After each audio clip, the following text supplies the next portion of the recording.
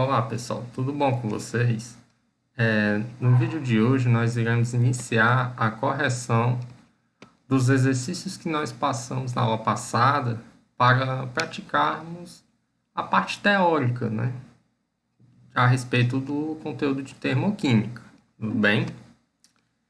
Iniciando pela primeira questão, certo? A primeira questão, foi de um vestibular da Universidade Federal da Bahia e ela diz o seguinte: em relação aos aspectos energéticos envolvidos nas transformações químicas, pode-se afirmar, ou seja, ele quer saber qual seria a alternativa correta entre os itens abaixo. Então vamos lá. Item A queima da parafina de uma vela exemplifica um processo endotérmico. Gente, esse item aqui, ele é falso. Por que ele é falso? Toda queima trata-se, na verdade, de um processo que libera energia na forma de calor. Ou seja, toda queima, ela se trata, na verdade, de um processo exotérmico. Tudo bem? Então, a palavra endotérmica é que torna o item incorreto. Item B. A vaporização da água de uma piscina pela ação da luz exemplifica um processo endotérmico. E é esse daqui o item correto. O processo de vaporização, que é a passagem da água do estado líquido para o estado gasoso, ele pressupõe a absorção de energia na forma de calor. Então, essa absorção de processos que absorvem energia, eles são necessariamente processos de natureza endotérmica. Quanto aos outros itens, o item C, a combustão do álcool hidratado em motores de automóveis exemplifica um processo endotérmico. Como fora dito, toda combustão ela é um processo exotérmico e não endotérmico. Item D. A formação de um iceberg a partir da água do mar exemplifica um processo endotérmico. Não, a formação de um iceberg é quando a água passa do estado líquido para o estado sólido. Ao fazer isso, a água libera energia na forma de calor. Ou seja, esse processo, na verdade, ele é exotérmico.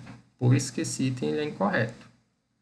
E o item E diz que o valor de ΔH de uma transformação depende exclusivamente do estado físico dos reagentes. Não necessariamente. Certo? Então, o item correto para a primeira questão é o item B. Tranquilo? Uma outra questão que eu gostaria de destacar com vocês seria a quarta questão. E ela serve para que nós possamos fazer uma avaliação dos valores numéricos. Bem, então vamos lá. A quarta questão diz o seguinte: sejam dadas as equações termoquímicas, todas a 25 graus Celsius e 1 atm. Ou seja, se nós temos a condição de pressão constante, então a energia nessas transformações ela pode ser dada em termos de variação de entalpia, né? A gente viu isso na aula passada, que quando as transformações estão a pressão constante, a energia envolvida nelas é a variação de entalpia. Então vamos lá. O primeiro processo é o da formação da água a partir dos gases hidrogênio e oxigênio. Esse processo libera 68,3 quilocalorias por mol. O segundo processo é o da oxidação do ferro juntamente com o oxigênio. Esse processo libera 196,5 quilocalorias.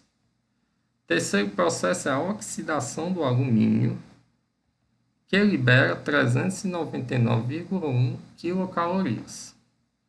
O quarto processo é o de combustão do grafite, que libera 94 quilocalorias, e o quinto processo é o de combustão do gás metano, que libera 17,9 quilocalorias. Exclusivamente sob o ponto de vista energético das reações acima, qual delas você escolheria como fonte de energia? Para escolher qual delas seria a fonte de energia, vamos analisar os 5 resultados de variação de entalpia. a melhor fonte de energia seria aquela que liberasse mais energia, ou seja, aquela que fornecesse mais energia. E olhando as 5 equações, aquela que vai nos fornecer a maior quantidade de energia é justamente a terceira equação. Ela libera 399,1 quilocalorias. Ou seja, se ela libera mais energia, então ela seria uma melhor fonte de energia. Então, o item correto, baseado exclusivamente do ponto de vista energético, seria o item C, pessoal. Tranquilo? E uma outra questão também que eu queria abordar com vocês em termos de exercício seria a respeito da lei de Hess, que nós vimos no final da aula passada.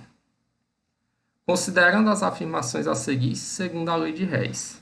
A primeira, o calor da reação ΔH depende apenas dos estados inicial e final do processo.